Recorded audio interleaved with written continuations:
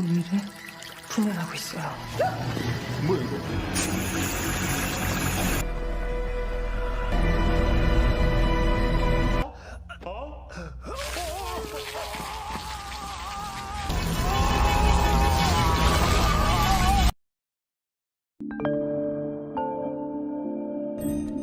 Halo teman-teman, selamat datang kembali di channelnya Ksatria Berkacu. Di video kali ini, kita akan membahas alur cerita film The Silent Sea. Film ini mengisahkan tahun 2075, di mana keadaan bumi pada saat itu sangat kering dan krisis air bersih. Oleh karena itu, untuk mengatasi masalah tersebut, pemerintah Korea Selatan mengirim tim khusus ke sebuah pangkalan penelitian di bulan. Nah, apakah mereka semua bisa menyelesaikan misi ini dan kembali dengan selamat? Serta apakah yang akan mereka temukan di bulan? Simak alur ceritanya sampai selesai.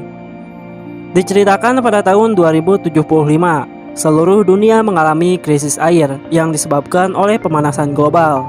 Selain itu, curah hujan juga semakin menurun, sungai-sungai mengering, dan permukaan air laut mulai menurun. Bahkan diperkirakan dalam waktu 10 tahun ke depan, sebanyak 40% persediaan air bersih di dunia akan menurun. Kemudian angka kematian bayi di dunia juga akan semakin meningkat karena air yang telah terkontaminasi oleh bakteri. Bahkan di Korea Selatan, pembagian air kini menggunakan kartu dan dibedakan sesuai dengan jabatan, di mana pejabat pemerintah akan mendapatkan jatah air lebih banyak dibanding dengan penduduk biasa. Sontak, kebijakan ini pun membuat masyarakat sangat marah dan melakukan demo di mana-mana.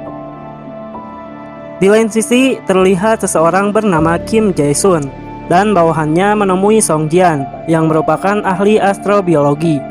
Di sana, ia pun mengatakan jika pemerintah saat ini sangat membutuhkan ahli astrobiologi untuk dikirim dalam misi khusus ke bulan menuju pangkalan Balhae yang dibangun oleh Space Aeronautics Administration atau disingkat dengan SAA Korea Selatan. Sebenarnya SAA ini 5 tahun lalu pernah mengirim ratusan anggota ke sana. Salah satunya adalah kakak dari Dr. Jian. Namun sayang misi tersebut ternyata gagal. Keesokan harinya, Jian pun pergi ke SAA untuk bertemu dengan anggota timnya, sekaligus mendengarkan misi apa yang akan mereka lakukan. Sesampainya di sana, Jian bertemu dengan Kapten Han Jun-jae. Dia adalah pemimpin untuk misi kali ini. Kemudian ia juga bertemu dengan beberapa orang lain seperti Letnan Ryo Tae-soo, Gong Soo-chan, Kim Hee-sun, Dr. Hong Ga-young, Pa Hwang, Ketua Gong, Iwan, dan juga Itu. Di tempat tersebut, Ji-sun menjelaskan bahwa setelah sampai di bulan, mereka semua harus pergi ke pangkalan Balhae untuk mengambil sebuah sampel dalam kurun waktu 24 jam saja. Sampel itu disimpan dalam sebuah kapsul untuk mempertahankan suhunya yang sangat rendah, sehingga saat membawa sampel itu kembali ke bumi, mereka semua juga harus menjaganya agar tetap dalam keadaan suhu rendah. Di sini, Jian pun sempat menanyakan apa sebenarnya isi dalam sampel itu, sehingga pemerintah harus mengorbankan begitu banyak orang untuk mengambilnya. Namun, Direktur Choi yang merupakan pemimpin dari SAA di sini mengatakan jika mereka juga kekurangan detail informasi mengenai misi itu. Jian yang merasa masih banyak kejanggalan dalam misi ini pun sebelum berangkat melakukan misi sempat menyelidiki beberapa hal, terutama file yang ditinggalkan oleh kakaknya dulu. Alhasil setelah mencoba membuka file itu berkali-kali, Jian menemukan perintah, yaitu temukan Luna. Selain itu, Jian juga membuat peta lokasi pangkalan Balhae berdasarkan apa yang dijelaskan oleh Pa Hwang. Sehingga di sini, Jian sudah mengetahui seluk-beluk dari pangkalan itu berdasarkan peta lokasi yang telah dibuatnya. Singkat cerita, hari keberangkatan pun tiba. Namun saat itu, seorang kopilot bernama Lee Gi-soo tiba-tiba diikutsertakan dalam misi ini, sehingga total tim yang awalnya 10 kini menjadi 11 orang. Tak lama kemudian, akhirnya roket pun lepas landas dan mereka pun meluncur menuju ke bulan.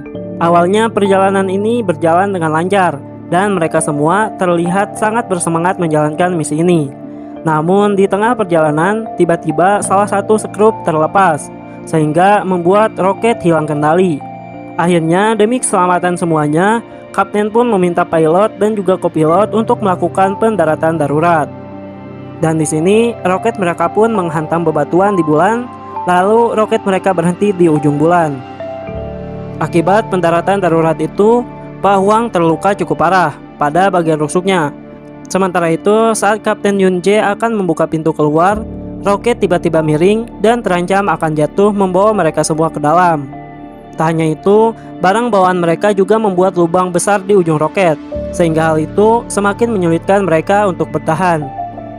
Kapten Yun Jae yang melihat Jian kesulitan pun mencoba untuk menyelamatkannya.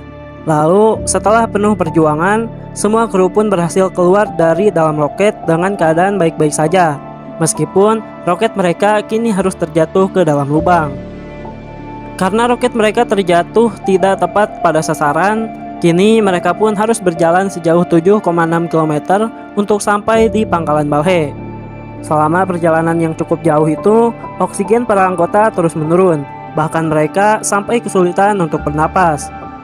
Di tengah perjalanan, Pak Huang yang sebelumnya terluka cukup parah tak sanggup lagi untuk melanjutkan perjalanan. Lalu di saat terakhir hidupnya, Pak Huang yang dulu pernah juga mengikuti misi ini berusaha untuk mengatakan kata jangan dan juga air. Lalu setelah itu, akhirnya dia pun meninggal. Singkat cerita, perjalanan pun dilanjutkan. Hingga akhirnya, setelah kehabisan oksigen, semua kru akhirnya sampai ke pangkalan Balhae. Lalu semuanya pun langsung mengisi oksigen masing-masing. Setelah mengisi daya oksigen, para kru mulai bergerak mencari ruangan pusat komando agar bisa menghubungi pihak SAA untuk mendapatkan bantuan. Namun saat sedang berjalan, mereka menemukan mayat seorang pria yang diduga sebagai prajurit bayaran untuk mengambil sampel juga pada masa lalu. Namun anehnya, setelah diperiksa, ternyata tubuh lelaki itu menandakan bahwa dia mati dengan cara tenggelam. Tak hanya itu, keanehan lainnya adalah level radiasi di dalam pangkalan saat ini terlihat normal. Padahal sebelumnya pemerintah mengatakan kalau ada kebocoran radiasi, sehingga tim terdahulu gagal menjalankan misi. Ini pun menjadi sebuah pertanyaan tersendiri, mengapa pemerintah berbohong pada mereka semua dan seperti menyembunyikan sesuatu di belakang mereka. Kemudian, Jian pun menyarankan agar mereka melakukan otopsi pada mayat pria sebelumnya untuk mengetahui penyebab pasti kematiannya. Namun di sini, Kapten Yun Jae menolak karena tujuan utama mereka saat ini adalah mengambil sampel dan secepatnya kembali ke bumi sebelum 24 jam. Singkat cerita, mereka pun sampai di ruangan pusat komando, lalu mengaktifkan semua sistem dalam pangkalan Balhae. Dan terlihat kondisinya normal dan tidak ada masalah apapun, seperti yang dikatakan oleh pemerintah. Oleh karena itu, Jian pun di sini kembali meminta kapten untuk menyelidiki penyebab kematian anggota kru terdahulu, agar mereka tahu apa penyebabnya dan rahasia apa di balik semua itu. Sementara itu, untuk mempercepat pencarian sampel, kapten lalu membagi tim menjadi 3 kelompok, di mana kapten, Dr. Hong, dan itu akan pergi ke penyimpanan pertama. Sementara Taesuk, Iwan, Sun, dan Suchan akan pergi ke penyimpanan kedua. Kemudian Dr. Jian, Ketua Gong, dan Gisu akan pergi ke penyimpanan ketiga. Namun sebelum berangkat, Jian sempat mengingatkan semuanya kalau sampel yang aman dan yang harus mereka ambil itu ditandai dengan warna hijau. Lalu kemudian setelah itu, Jian pun bertanya pada Suchan tentang chip yang ditanam di dalam tubuh semua kru. Lalu Suchan mengatakan jika chip itu berfungsi untuk memudahkan mereka semua dalam memonitor pergerakan anggota tim. Tak lama kemudian, operasi pencarian sampel pun dimulai, di mana tim 1 menemukan sebuah pintu yang tidak bisa dibuka sama sekali, bahkan sistemnya tidak bisa berjalan. Akhirnya karena penasaran, mereka pun membuka paksa pintu itu. Setelah terbuka, betapa mereka sangat terkejut karena ternyata di ruangan itu telah dipenuhi oleh mayat yang meninggal akibat tenggelam, sama seperti pria sebelumnya. Terlihat mereka meninggal setelah berusaha keluar dari tempat tersebut. Padahal sebelumnya pemerintah mengatakan kalau para kru terdahulu telah meninggal dunia sebelum pangkalan ditutup. Tapi kenyataannya adalah tidak seperti itu. Di lain sisi, Jian yang merupakan tim penyimpanan ketiga melihat sebuah lorong yang mengarah ke bawah. Di sini ia pun teringat dengan Luna seperti perkataan Pak Huang bahwa Luna adalah penyimpanan data di pangkalan Balhe. Singkat cerita, tim penyimpanan 1 dan 2 kini telah berhasil masuk ke dalam ruangan penyimpanan. Namun di sana, mereka tidak menemukan satupun sampel. Bahkan, ruangan itu juga telah berantakan, seolah menandakan kalau sebelumnya pernah ada orang yang mengambil sampel itu. Sementara itu, di penyimpanan kedua, Suchan melihat mayat seseorang yang sedang memegang sebuah sampel berwarna hijau. Lalu, ia pun berusaha untuk mengambil sampel tersebut. Namun sayang, saat Suchan mengambilnya, secara tidak sengaja ia menekan tubuh mayat itu sehingga sebuah cairan kecil masuk ke dalam matanya. Lalu setelah diambil, ternyata sampel itu sudah kosong. Di saat bersamaan, di tim penyimpanan ketiga, dalam alatnya Gisu mendeteksi seseorang yang tak dikenal sedang berjalan. Lalu, melihat hal itu, Ketua Gong pun langsung pergi untuk mengecek lokasi tersebut. Setelah itu, Gisu pun menyuruh Jian untuk pergi mengecek lorong bawah tanah yang sebelumnya ia lihat, agar mereka bisa menemukan sesuatu dan informasi yang penting. Sementara Gisu sendiri masuk ke penyimpanan ketiga untuk mencari sampel. Saat sedang mencari sampel, senter Gisu tak sengaja jatuh ke bawah meja. Namun ketika ia akan mengambil senter itu, tiba-tiba ada sesuatu yang menyentuh tangannya. Meskipun sempat terkejut, ia pun memberanikan diri untuk masuk ke dalam kolong meja dan ternyata di dalam ia menemukan sampel berwarna hijau. Namun anehnya, ternyata sampel yang mereka cari adalah air. Scene berpindah ke masa lalu. Terlihat Jae-sun menemui Jian dan berkata kalau tempat penyimpanan data pangkalan Balhe ditandai dengan tanda segitiga di depan pintu masuknya. Di lain sisi, Jian yang sudah sampai di lorong bawah tanah entah mengapa malah mengurungkan niatnya dan ia kembali lagi ke ruangan penyimpanan 3. Namun, Ketua Gong dan Kapten Yunje yang sebelumnya melihat Jian memisahkan diri dari Gisu pun langsung ke ruangan penyimpanan 3 untuk memeriksanya. Sesampainya di penyimpanan 3, Jian melihat Gisu yang tiba-tiba ditarik oleh makhluk misterius.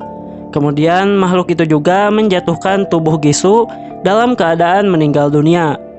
Setelah itu, makhluk tadi pun menarik botol sampel yang ditemukan Gisu dan kabur melalui ventilasi.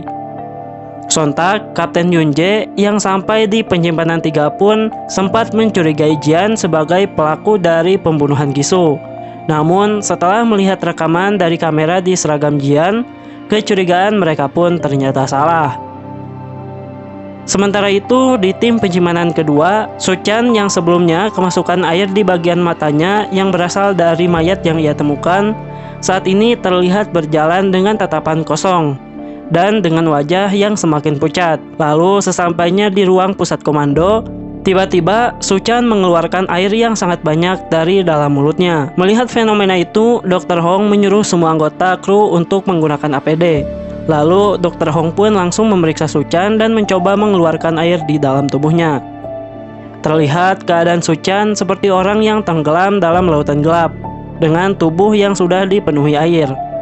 Namun sayang, usaha penyelamatan ini ternyata gagal hingga akhirnya Suchan pun dinyatakan meninggal dunia. Setelah peristiwa itu, Dr. Hong pun menyarankan agar jasad Suchan segera diotopsi untuk mengetahui penyebab kematiannya. Di sini, Dr. Hong akan dibantu oleh Dr. Jian. Namun sebelum melakukan otopsi, Jian memberitahu Dr. Hong rahasia tentang ruang penyimpanan data yang ada dalam pangkalan Balhe. Setelah itu, ia pun meminta izin pada Kapten Yunje untuk mengambil sampel dari mayat-mayat lain untuk diselidiki secara lebih lanjut. Akhirnya, setelah dipindahkan ke laboratorium, Dr. Hong langsung melakukan otopsi. Sementara Jian dan juga Iwan pergi ke tempat para mayat untuk mengumpulkan sampel lainnya. Setelah dilakukan otopsi, Dr. Hong pun memastikan jika kematian Suchan dan orang-orang lainnya di pangkalan Balhe disebabkan karena tenggelam, di mana air seolah-olah muncul dari dalam tubuh korban dan merusak semua organ dalam tubuhnya. Setelah semua kejadian ini, Kapten Yunje lalu meminta semua anggotanya untuk fokus pada misi dan juga harus menangkap makhluk misterius sebelumnya. Di sini, Ketua Gong melaporkan bahwa makhluk tadi kabur melalui ventilasi di ruangan penyimpanan 3 yang terhubung dengan semua fasilitas utama dalam pangkalan Balhe. Tak lama kemudian, Kapten, Ketua Gong, dan juga itu pergi memasuki ventilasi untuk mencari makhluk tersebut. Sementara Taisuk dan Sun diminta untuk memperbaiki sistem komunikasi secepat mungkin.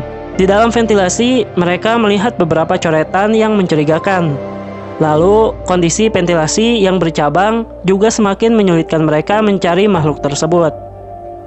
Singkat cerita, mereka pun menemukan sebuah pintu bertuliskan level 1, di mana mereka perlu akses khusus untuk memasuki pintu tersebut. Sehingga mereka pun kembali lagi ke pusat komando karena tidak bisa memasuki pintu itu. Sesampainya di ruangan pusat komando, Taisuk menjelaskan kalau sistem komunikasi pangkalan Balhe telah rusak. Oleh karena itu, salah satu dari mereka harus turun ke area bawah dan memperbaiki kerusakan tersebut. Di sini, Kapten Yunje pun memutuskan untuk turun dan memperbaiki sistem komunikasi mereka sendirian. Scene lalu pindah ke masa lalu. Terlihat Kapten Yunje sedang menunggu putrinya di rumah sakit. Di sini, dokter pun menyuruhnya untuk mendapatkan air yang sangat banyak agar putrinya bisa berjalan lagi. Dan ternyata inilah alasan mengapa Kapten Yunje ingin mengikuti misi ini. Karena jika ia berhasil melakukan misi, maka pemerintah telah berjanji akan memberikan kartu air terbaik untuk semua anggota tim. Sehingga dengan hal itu, Kapten Yunje juga bisa mendapatkan air yang banyak untuk pengobatan putrinya. Kembali lagi ke pangkalan Balhe, saat Kapten Yunje turun, tiba-tiba sebuah lift perlahan naik dan akan menghantam Kapten. Untung saja, dengan kecerdikannya ia berhasil meraih besi di sampingnya dan menghindar dengan cepat. Namun, karena tali yang ia gunakan tersangkut pada lift, Kapten pun di sini melepaskan talinya. Tak lama kemudian, lift itu secara tiba-tiba turun kembali dan akan menghantam Kapten Yunje. Kapten pun meminta Ketua Gong untuk melepaskan jangkar agar Kapten bisa menghindari lift. Akhirnya, Kapten bisa terlepas. Namun karena beberapa benturan, ia kini melayang tidak stabil. Namun meskipun kondisinya sangat sulit, Kapten Yunje terus berusaha menyelesaikan misi, bahkan dalam kondisi oksigen yang semakin menipis. Alhasil tepat setelah memperbaiki sistem, Kapten kehabisan oksigen dan ia pun pingsan. Untung saja dengan cepat, anggota lainnya berhasil menemukan tubuh Kapten dan memberinya oksigen. Sementara itu di laboratorium, setelah diteliti, Jian pun sadar bahwa jumlah air yang keluar dari tubuh Suchan tidak bertambah saat ia sudah meninggal. Ini berarti air itu akan bertambah dengan cepat saat orang yang dimasukinya hidup. Sementara saat sudah meninggal, air itu akan berhenti. Tak lama kemudian, Kapten dan yang lainnya kembali mendapatkan sinyal dari makhluk misterius di ruang penyimpanan 3. Sontak melihat hal itu, mereka pun langsung pergi untuk menangkapnya. Namun sesampainya di sana, ternyata mereka tidak menemukan siapapun, dan hanya ada semacam alat komunikasi yang diletakkan dalam kantong seragam Gisu, di mana dalam alat itu terlihat Gisu telah mengkhianati mereka semua dan telah berkomunikasi dengan orang lain.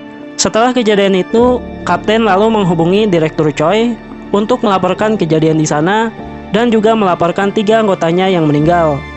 Mendengar hal itu, Direktur Choi menegaskan kalau mereka harus secepatnya menangkap makhluk misterius itu dan mengambil sampel itu secepatnya. Lalu, Kapten Yunje pun meminta akses level 1 agar mereka bisa memeriksa semua ruangan, karena mereka juga curiga pada pemerintah yang seperti menutupi sesuatu.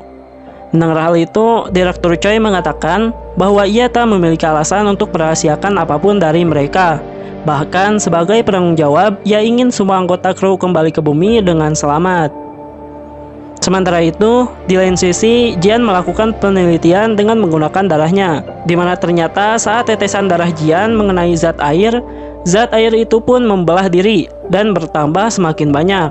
Dr. Hong yang melihat hal itu pun sangat panik dan langsung menyemprotnya agar membeku dan tidak menginfeksi yang lain. Nah, dari penelitian ini diketahui bahwa saat tetesan zat itu memasuki tubuh manusia, maka ia akan berkembang biak dan menguasai semua organ manusia sampai dipenuhi air. Nah, setelah manusianya telah meninggal, maka zat itu juga akan berhenti berkembang biak. Jadi, sampel penting yang harus mereka bawa ke bumi adalah air itu yang bisa berkembang biak di dalam darah manusia. Di sini, Jian pun memberitahu yang lain tentang hasil penelitiannya itu. Namun ternyata setelah diberitahukan, Kapten Yunje telah mengetahui hal tersebut sebelum mereka berangkat. di mana Direktur Choi dan Jae-sun mengatakan alasan mereka tidak pernah menyerah melakukan penelitian di bulan karena mereka menemukan zat air berharga yang ditemukan oleh Dr. Song Won-jung, yaitu kakak perempuan dari Dr. Song Jian. Air itu disebut dengan air lunar, di mana pangkalan Balhae digunakan untuk meneliti air tersebut. Karena jika mereka bisa mengontrol air itu, maka air itu akan cukup untuk memenuhi kebutuhan air di bumi. Dengan alasan itulah, pemerintah merahasiakan ini semua pada mereka karena jika ada pihak lain yang mengetahuinya, maka keselamatan mereka juga bisa terancam.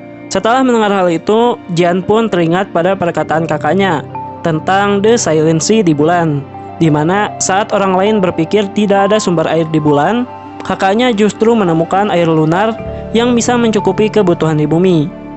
Namun, misi ini sangatlah berbahaya karena mereka tidak tahu bagaimana gejala dan proses penularan air itu. Oleh karena itulah, Jian meminta akses level 1 agar mereka bisa masuk ke dalam ruangan penyimpanan data di pangkalan Balhae dan menyelidiki semua yang ada di sana, kemudian juga untuk mengatasi permasalahan dari air itu. Alhasil, setelah mendapatkan kode, mereka pun masuk ke dalam ruangan penyimpanan data di pangkalan Balhae, di mana ternyata di sana mereka melihat begitu banyak data yang tersimpan secara rapi. Tak hanya itu, mereka juga menemukan sebuah pintu masuk rahasia di bawah tanah yang berisi tanaman yang sangat banyak.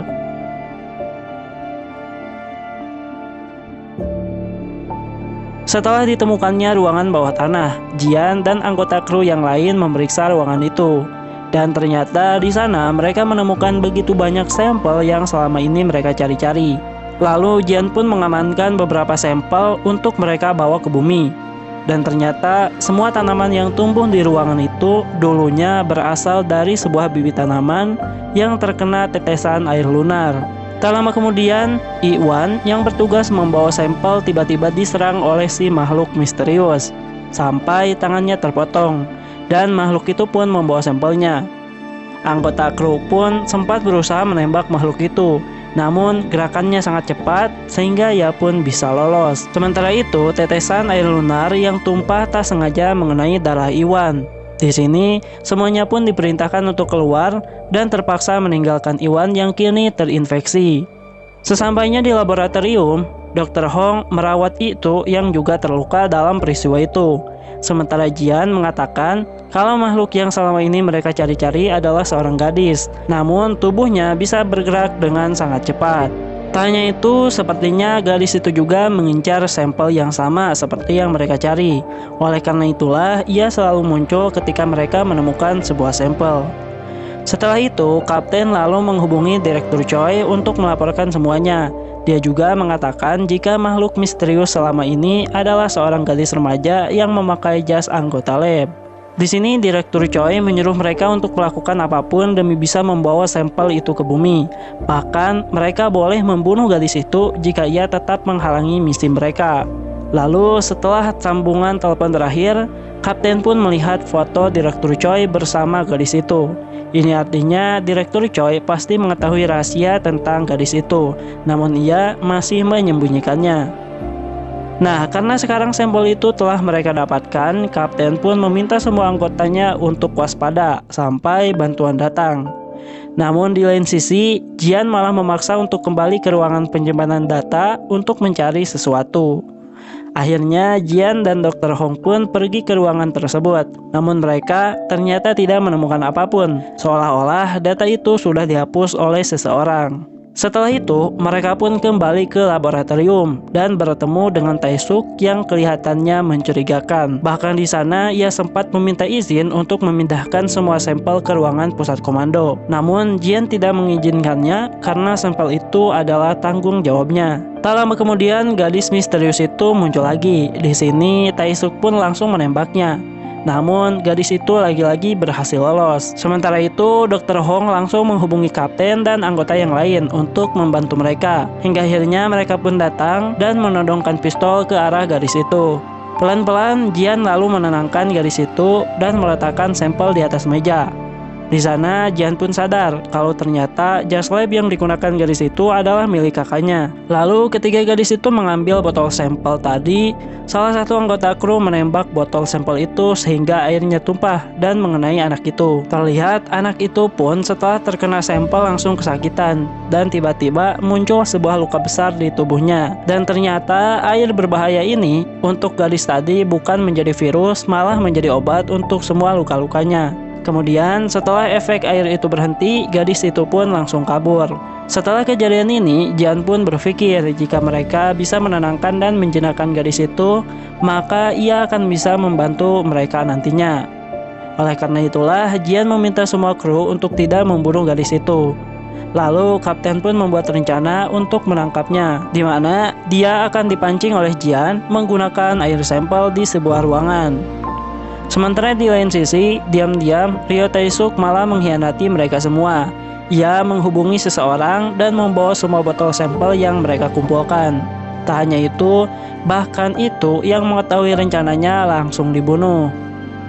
Singkat cerita, kini semua anggota kru bersiap-siap dan bersembunyi untuk menangkap gadis penyusup. Lalu saat gadis itu datang, nampak ia sedikit tenang dan tidak menyerang Jian. Jian pun meletakkan sampel itu di bawah dan meyakinkan gadis itu untuk terus tenang.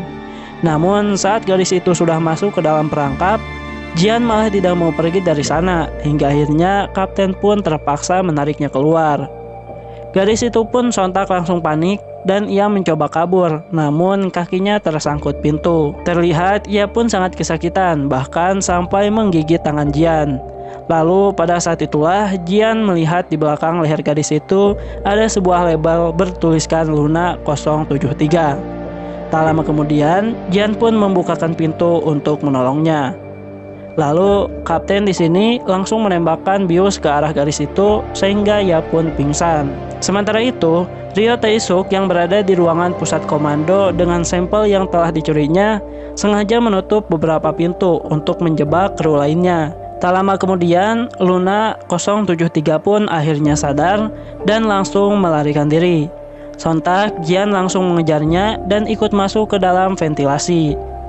Jian dan Luna 073 sampai di sebuah ruangan yang tampak seperti tempat tinggal Luna selama ini. Ia pun mencoba berkomunikasi dengan Luna dan memberinya sebuah permen. Di sana, Jian melihat beberapa foto kakaknya di tempat tidur Luna. Hal ini pun membuat Jian bertanya-tanya apa sebenarnya yang dulu dilakukan oleh kakaknya di pangkalan Balhae. Sementara itu, karena pintu ditutup, para kru kini terjebak di tempat yang berbeda-beda. Kemudian, Sun yang berhasil lolos langsung pergi ke pusat komando untuk membukakan pintu itu. Di lain tempat, Dr. Hong yang sampai di lab kini sadar bahwa semua sampel mereka telah dicuri oleh seseorang. Tak hanya itu, di sana Dr. Hong pun menemukan mayat itu di dalam sebuah freezer. Dr. Hong lalu menghubungi semua kru dan melaporkan semuanya. Sementara itu, di waktu yang sama, Sun sampai di ruangan pusat komando dan langsung menonaktifkan penutup pintu. Namun tiba-tiba Ryo Tae-suk menodongkan pistol ke arahnya. Dan demi menyelesaikan misi pribadinya, ia pun menembak kaki Sun agar tidak bisa melawan. Ia pun lalu menanyakan keberadaan Jian, namun Sun akhirnya berhasil bangkit dan membalas serangan Tae-suk. Ia pun meyakinkan Tae-suk agar mereka semua bisa pulang bersama-sama. Namun ia malah tidak peduli dan kembali menembak Sun sampai sampelnya pecah dan mengenai tubuh Sun. Setelah itu, Sun pun terinfeksi dan akhirnya ia pun tewas. Sementara di lain sisi, Jian menemukan sebuah file dengan nama uji respon air lunar.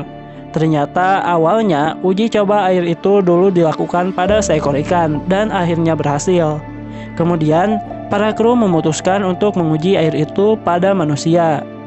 Ternyata nama Luna 073 pada gadis itu adalah kode yang menunjukkan berapa gadis yang dikorbankan dalam eksperimen tersebut.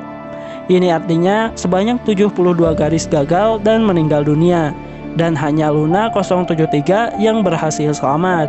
Inilah alasan kenapa sebelum berangkat misi ia menemukan sebuah file milik kakaknya yang bertuliskan temukan Luna. Karena Luna ini merupakan rahasia terbesar dari pemerintah yang ada di pangkalan Balhae. Dan benar saja, di saat bersamaan, para anggota kru lain pun akhirnya menemukan ke-72 mayat gadis yang terbungkus rapi di dalam sebuah ruangan, yang membuktikan bahwa memang benar ada 72 gadis yang telah menjadi korban eksperimen jahat ini. Dalam video itu, Jian juga melihat kakaknya bercerita tentang bagaimana pemerintah saat itu mendesak mereka untuk segera melakukan uji coba pada manusia. Keputusan itu memang sulit, namun dengan harapan untuk menyelamatkan umat manusia, mereka tidak sadar telah mengorbankan begitu banyak nyawa. Tak lama kemudian, Ketua Gong menemukan tempat persembunyian mereka. Namun karena ketakutan, akhirnya Luna pun kabur. Sementara saat bersamaan, Kapten juga menemukan Ryo Tae-suk dan langsung menghajarnya. Karena ternyata Kapten sudah tahu kalau yang telah membunuh itu dan juga Sun adalah Tae-suk. Lalu saat akan membunuhnya, tiba-tiba air lunar tumpah dan mereka terpisah, sehingga Kapten pun kehilangan Tae-suk. Di lain sisi, Luna yang menyadari adanya kebocoran pada air lunar memancing Ketua Gong dan juga Jian agar mereka segera keluar. Tak lama kemudian, semua area di pangkalan Balhae pun mulai bocor. Sementara Jian, Dr. Hong, Kapten Yunjae, Ketua Gong, dan juga Luna berkumpul di dalam laboratorium untuk mencari jalan keluar. Di sini, Dr. Hong mulai frustasi setelah mengetahui pemerintah telah melakukan uji coba ilegal pada manusia hingga menewaskan banyak orang dan membuat para anggota kru terdahulu terjebak di dalam tumpahan air lunar, yang mana kini kejadian itu juga akan terulang kembali pada mereka.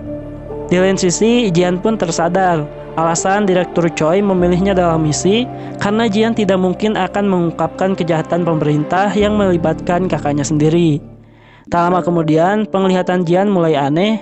Ia pun langsung mengunci dirinya di sebuah ruangan. Dan ternyata Jian telah terinfeksi oleh air lunar, dan ia pun mulai memuntahkan air tanpa henti. Namun lama-kelamaan ternyata Jian tidak meninggal dunia dan malah kondisinya semakin membaik. Ternyata gigitan Luna di tangan Jian sebelumnya seolah menjadi antibodi dan menekan pertumbuhan air itu. Di sisi lain, Kapten memberitahu Ketua Gong tentang pengkhianatan Tae-suk, dan pasukan RX yang dipanggil Tae-suk mungkin akan datang untuk mengepung mereka dan mengambil sampel itu. Kemudian, sebelum keluar dari pangkalan, mereka menghubungi Jae-sun untuk memastikan Luna akan aman setelah dibawa ke bumi. Di sini, Jae-sun menjelaskan kalau Luna akan dikirim ke fasilitas kelas militer untuk diteliti, jadi pemerintah tidak akan melukainya. Namun, Jian yang tidak yakin pada pemerintah memutuskan untuk ikut dalam penelitian apapun yang melibatkan Luna agar ia bisa melindunginya. Setelah itu, Luna pun menuntun keluar mereka hingga sampai di gerbang 7. Di sini, mereka kembali dihadang oleh Ryo Tae-suk yang sudah terinfeksi dengan air lunar. Ternyata, Tae-suk 5 tahun lalu juga pernah ikut dalam misi ini, dan ia berhasil selamat dari tragedi mencengkam yang dialami oleh semua anggota kru terdahulu, di mana dulu ia melihat langsung kakak Jian dan semua kru berusaha keluar dari pangkalan Balhae ketika pemerintah menutup semua aksesnya. Oleh karena itulah dalam misi kali ini mereka menemukan banyak sekali mayat di pangkalan Balhae yang seolah-olah berusaha untuk keluar dari pangkalan tersebut karena dulu pemerintah telah menutup aksesnya. Ketika air lunar sudah semakin dekat, Kapten terpaksa menembak Tae-suk agar mereka bisa secepatnya keluar. Lalu Tae-suk pun membalas tembakan itu dan malah mengenai Ketua Gong, hingga akhirnya ia terluka cukup parah dan meninggal dunia. Setelah itu, Kapten pun keluar sendirian untuk menarik tuas udara dan mengorbankan dirinya sendiri untuk menyelamatkan anggota yang lain agar air lunar tidak masuk ke dalam tempat mereka saat ini. Setelah itu, Jian, Dr. Hong, dan juga Luna berhasil keluar dengan selamat. Di sini, mereka pun melihat Luna sudah berdiri sambil menatap bumi. Luna kemudian berjalan dan melihat Kapten Yunjae yang sedang dalam keadaan sekarat. Lalu tak lama kemudian, pesawat bantuan untuk mereka pun akhirnya tiba dan film pun selesai. Nah, itulah dia teman-teman alur cerita film yang telah sama-sama kita bahas dari episode 1 sampai dengan episode 8. Terima kasih buat kalian yang udah setia nonton. Mudah-mudahan kalian sehat selalu dan sampai jumpa di video selanjutnya.